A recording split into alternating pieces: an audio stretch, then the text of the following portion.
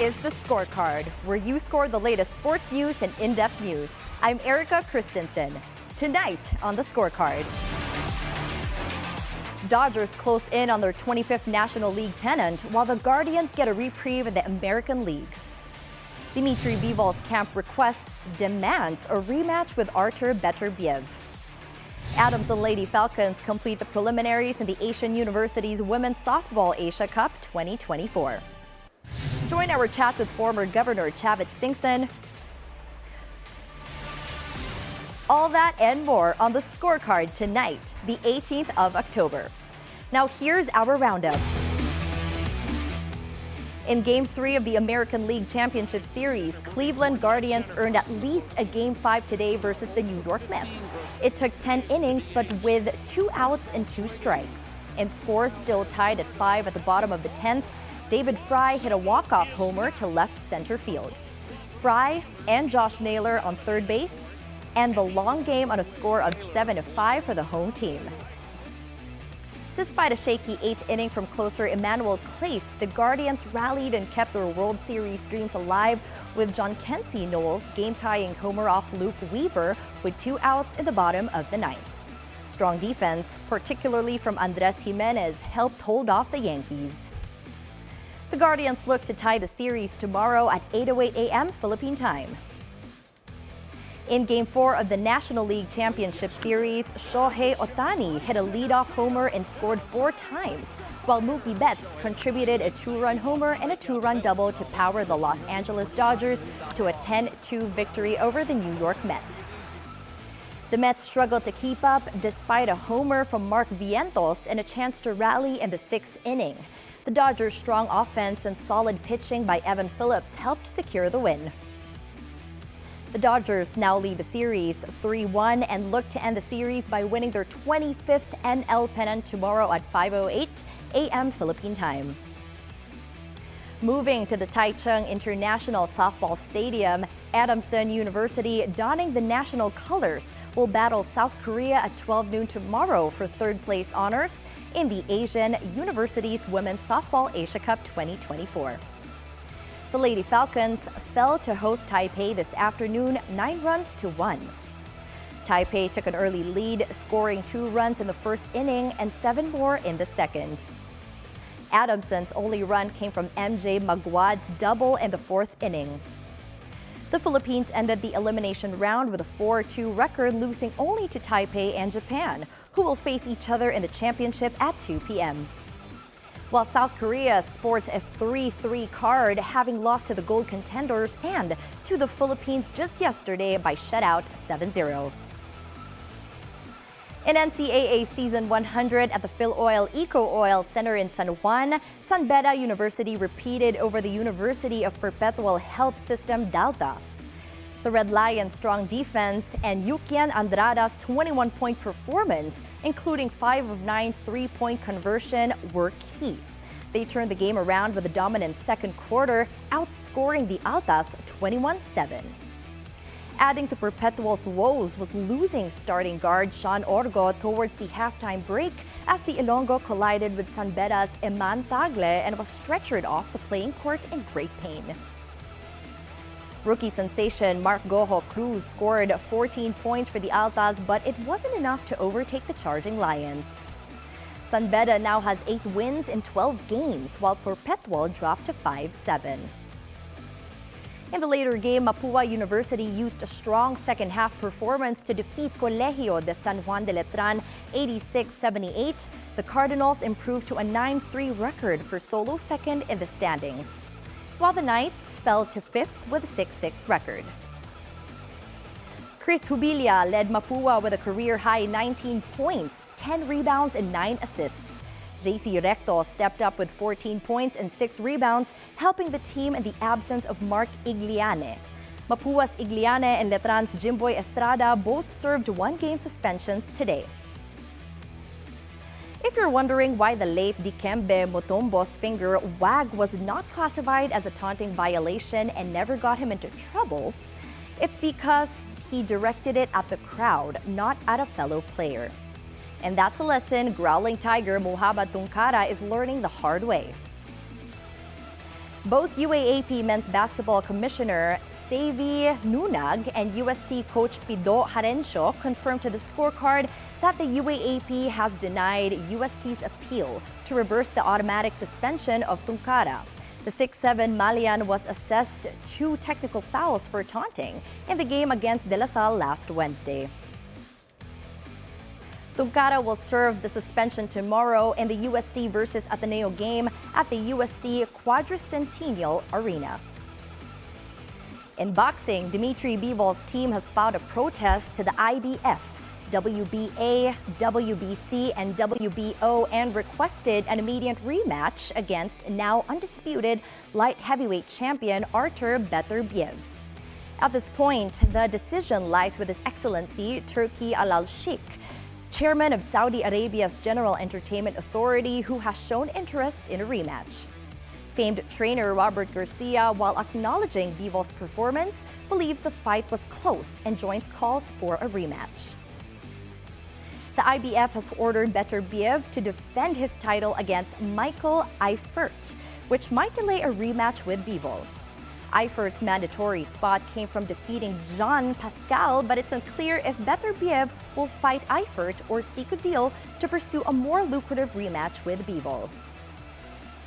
In the PBA Governor's Cup tonight, Barangay Ginebra bounced back from a shaky first quarter to dominate San Miguel 121-92 in Game 5 to put them one victory away from a finals berth.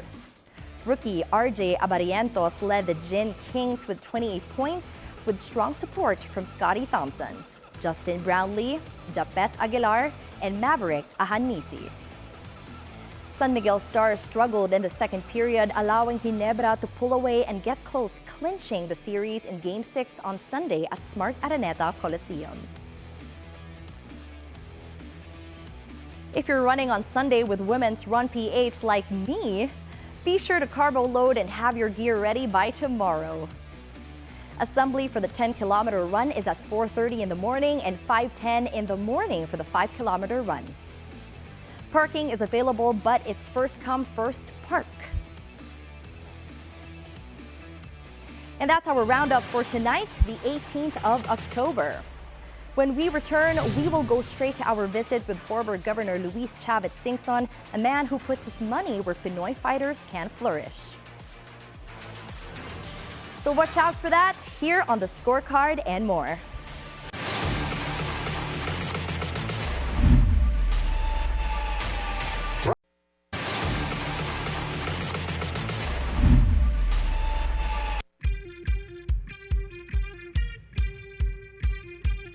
Sir Chavit, welcome to the Scorecard here at BNC. Kamusta naman po kayo? How are you feeling today? Mabuti. Thank you for the privilege to be being interviewed by beautiful ladies. Wow, thank you. Na-capture niyo yan. Joke lang. When you took in Charlie Suarez, what made you want to take him under your wing? Well, when I met Charlie Suarez, he came here to my house asking for help because he'd been fighting all over Asia and he got belt. I think 4 belts already, including the last. The last fight was in Australia. He beat the champion. So he was cheated because they didn't give the prize. So he was complaining. And he told me that nothing will happen to me, sir, if I keep on fighting here. I should have a fight in the U.S., like what we did to Manny before. Yes. To fight in the U.S., you need contact. Because sometimes it's like a mafia also. They have their own promoters, they have their own boxers, they want to promote their boxers. So right away I talked to Bob Arum. Yeah, my brother, I can help you. But send me the last fight, the video, so I can assess. I will give him a fight, but give me a video. So I sent the video. He was impressed. Right away, he gave you a fight in the U.S. So the first fight, he won. So he was impressed. So he let him sign to stay with me three fights. So, okay. The second fight, understands that he's in no condition supposed to be, continue. because he's impressed, supposed to be a, what do you call that title? To change, what do you call that? Eliminator fight. With the belt. Eliminator fight means if you, whoever wins will fight the champion. So that there's chance already. He scheduled it. Then later, it was published already. There was a already betting and everything. His second fight in the U.S. Whoever will be we will fight the championship na. So after publishing and almost they changed the opponent. I don't know what the reason, but I think they protect their own boxers. Yeah. So they don't want their boxers to lose. So they changed, which is, I don't like it because like what they did to Manny. I didn't like that. So when they changed it, I said, no. Who will be the, he will fight this one? No. Let us, give me some more boxers, I will choose. To protect Charlie. Yeah. So they gave us several, so we choose. So to cut the story short, he won again. Yes. Third fight in the US again. The eliminator fight again. Then again, they changed it again. And the worst, they removed the eliminator fight because they want their own champion to be the eliminator contender. So, almost, I think, 2 weeks, they changed again for the second time. Then they changed it to third.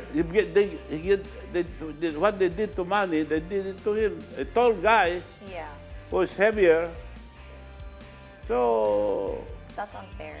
unfair. Yes. They changed it to a bigger guy, no more time to study. Yeah. So, but might as well accept it. If you beat this guy taller, you will be well known. Yes. I'm high risk, high reward, High reward. I would say.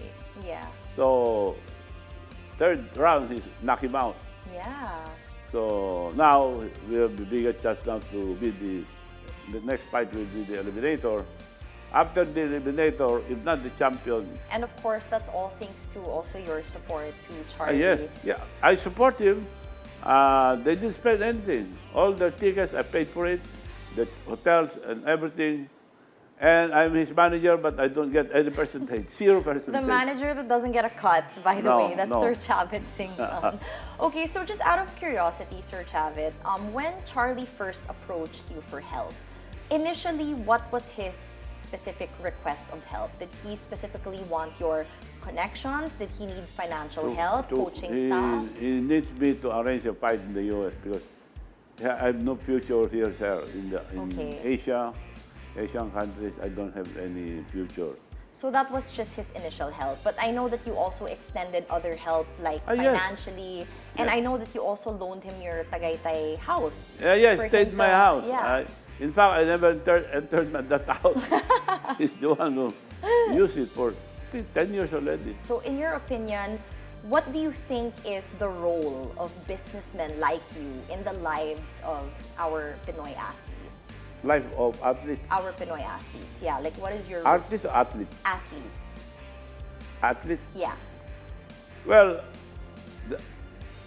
it's so sad in the Philippines because I was the president of the PNSA. Yeah. And right away, a lot of members are not paying. Our first meeting, I paid everything. So I fixed everything. It was good. I give my own money, 1 million to the champion, 500,000 silver, so all. So it was well organized. And I followed the rules. Yeah. They should be qualified because they're representing our country. They have a qualified test. All the qualified can go to the competition. So that's what we did. But when I was no longer the president, a lot of complaints because they send their relatives, the officials, they send a representative from the states who is not qualified. They send shooters that are not qualified because they send their relatives and friends. I want to ask you, Sir Chavit, what more can the government do to really support our athletes here? Well, they have to reorganize the officials. Yeah. Even if they support them, if they are not the same officials that we have now, it's useless. Yeah. Then support them. You know, in other countries when I was competing, because once I became champion in Malaysia, the first Merdeka competition, we have 3 of us. We got 2 gold. Single solo gold and the team, we got the team gold. So we were watching. We compete in every Asian country.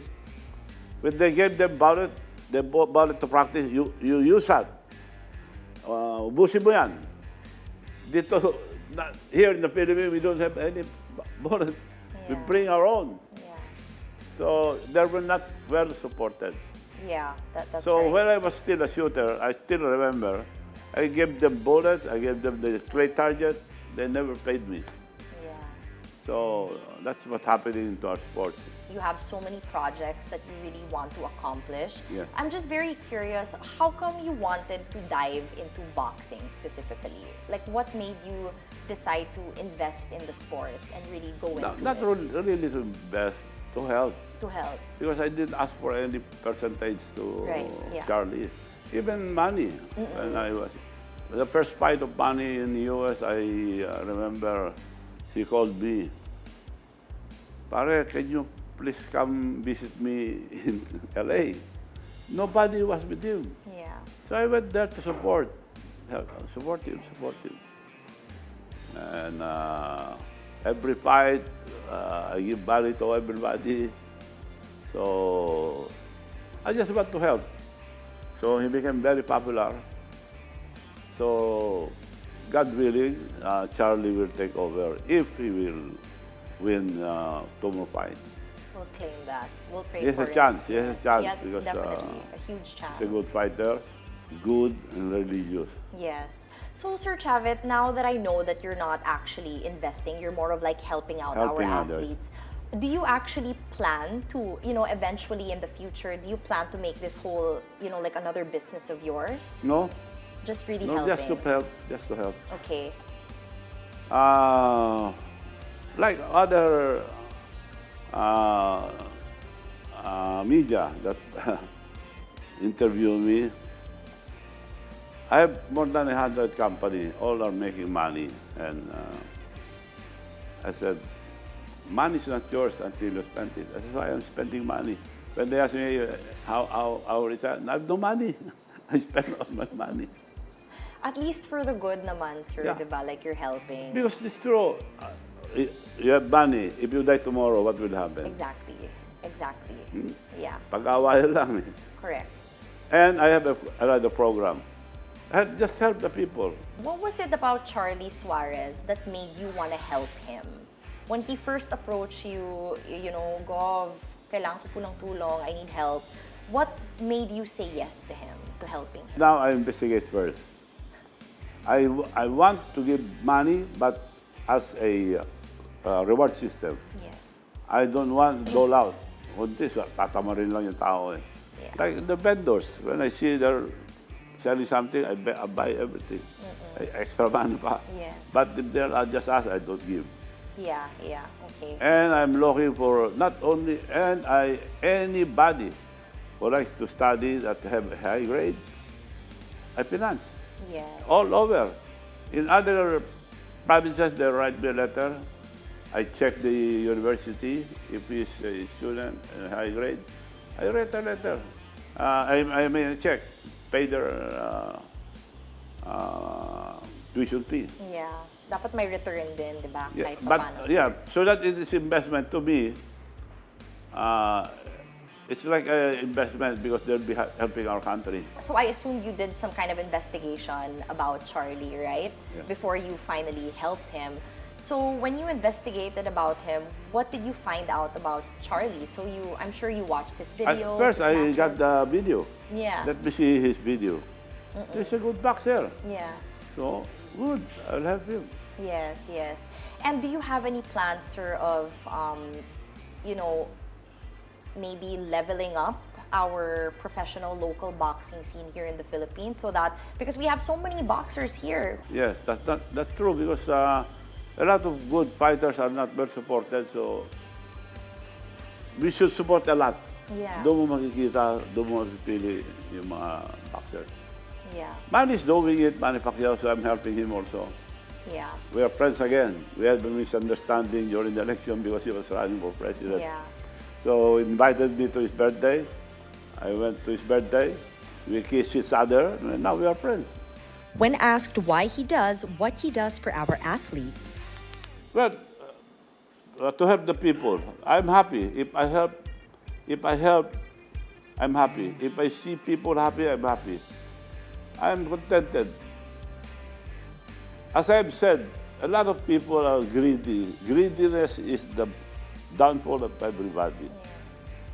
They want more, more, more. Ako, give. And I believe the more you give, the more you receive. Yeah.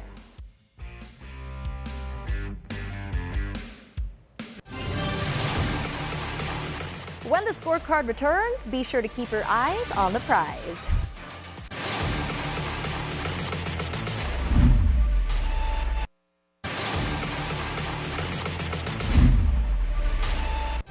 Welcome back to the scorecard. It is time to keep your eyes on the prize. We will break down the upcoming matchups to deliver key insights that might just give you the edge you need to stay ahead of the game. Boxing fans, get ready for an exciting clash in the ring. Bakram Mortazalev versus Tim Zhu, Sunday, October 20, 8 in the morning Philippine time, live at the Caribe Royale, Orlando, Florida. Tim Zhu is back, hungry to reclaim his place at the top of the super welterweight division. He will step into the ring to challenge the undefeated IBF super welterweight champion Bakram Mortazalev. The 12-round main event will air live on the Prime Video in the U.S., promising a night full of intense action. Let's take a quick look at the tale of the tape. Mortazalev, the undefeated IBF super welterweight champion. This Russian powerhouse comes with a flawless record of 22-0, including 60 knockouts. He's got the height advantage at 6 feet tall and a reach of 72 inches. At 31 years old, he's in the prime of his career and ready to defend his title. On the other side, Tim Zhu, the former WBO super welterweight champion from Australia. He's packing a record of 24 wins, 1 loss, and 17 knockouts. Zhu stands 5.8 inches with a reach of 70.47 inches. At just 29 years old, he's hungry to prove he still belongs at the top of the division. Zhu, known for his aggressive style, enters with a record of 24-1. After losing his WBO belt in a hard-fought war against Sebastian Fundora earlier this year, he is ready to return stronger and prove he's still one of the elite fighters in the division. He's already taken down top names like Tony Harrison, Carlos Acampo, and Brian Mendoza. Now he seeks redemption in another shot at World Gold. Mortazalev, holding an unblemished 22-0 record, captured the IBF title in April by knocking out Jack Kulke. He's riding high on confidence after years of frustration waiting for a title shot, particularly against former champ Hermel Chalo. The Russian brawler is set to make a statement in what's sure to be his most high-profile bout yet. Both men bring serious power, but it's Mortazalev's reach and height advantage that could make the difference in this matchup. Mortazalev has a reputation for controlling the center of the ring, and with 60 knockouts and 22 fights, he's dangerous in close quarters. He loves a brawl, and his team believes he's got the power to finish Zhu. Zhu, however, is no stranger to pressure. Despite losing to Fundora, he's shown resilience, and the Australian isn't just about brute force, he's technically sound and relentless. Zhu's goal is to shake off his recent loss, take control early, and return to the world stage. Zhu enters as the heavy favorite, but Murtazalov cannot be underestimated. With knockout power and a gritty fighting style, he could very well surprise the odds. Both fighters have something to prove, and it's shaping up to be an explosive fight. We now head into the Game 4 of the WNBA Finals. The New York Liberty is just one win away from their first ever WNBA championship, but the Minnesota Lynx won't go without a fight in front of their home crowd at Target Center. What a thriller we witnessed in Game 3! The Liberty overcame a 15-point deficit to stud Minnesota with an 80-77 victory thanks to a game-winning three-pointers by none other than Sabrina Ionescu. Her heroics have pushed New York to a 2-1 lead in the series, leaving them on the brink of history. But the real story of Game 3 was Breanna Stewart. Stewart put on a show with 30 points, 11 rebounds, and some clutch moments in the second half to rally her team.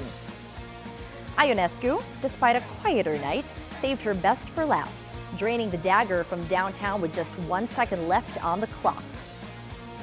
Jonquel Jones also played a crucial role, adding a go-ahead layup late in the fourth quarter to swing the momentum in New York's favor. And for Minnesota, a standout performance came from Napheesa Collier, who once again proved why she's a force to be reckoned with. Collier dropped 22 points in Game 3, staying aggressive on both ends of the court and keeping the Lynx in the fight until the final seconds. Even with a tough loss, Collier's leadership and determination were on full display. She's been a rock for Minnesota throughout this final series. The Liberty have all the momentum heading into Game 4, but they must stay focused. This Lynx squad, led by Napheesa Collier and Kayla McBride, is capable of bouncing back, especially after dominating most of Game 3. Collier's consistency, averaging over 25 points per game in the playoffs, will be key as Minnesota looks to regain control. Minnesota has the home court advantage, and with over 19,000 fans expected once again, the pressure is on New York to finish strong. For the Liberty, it's simple. Stewart and Ionescu need to deliver again. They've been carrying this team all season long, and another standout performance could see New York finally breaking their finals curse and lifting the trophy. The Liberty are favored by 2 to 3 points. It's a slim margin, but after their stunning comeback in Game 3, New York has shown they can handle adversity, especially when it counts the most. Meanwhile, the Lynx will rely on their offensive efficiency and home court advantage to keep their title hopes alive. So get ready for another high-stakes battle in this year's WNBA Finals. Will New York claim their first ever title? Or will the Lynx pull off a dramatic comeback and force Game 5? And that wraps up tonight's preview, so be sure, and as always, can't keep your eyes on the prize. We have updates. In Game 5 of tonight's PBA Governor's Cup semifinals, TNT Tropang Giga took the early flight to the finals by leaving rain or shine in the dust in the mid-quarters, starting the fourth quarter with a 20-point spread between them. Congratulations, TNT Tropang Giga! Now before we go, think on this. From a legendary heavyweight champion, Jack Dempsey, he once said, "A champion is someone who gets up when he can't." And with that, thank you so much for joining us once again tonight. We will see you guys again here on Monday on the Scorecard, where sports is our business and business is our sports, on the Billionario News Channel. This is Erica Christensen. Happy weekend.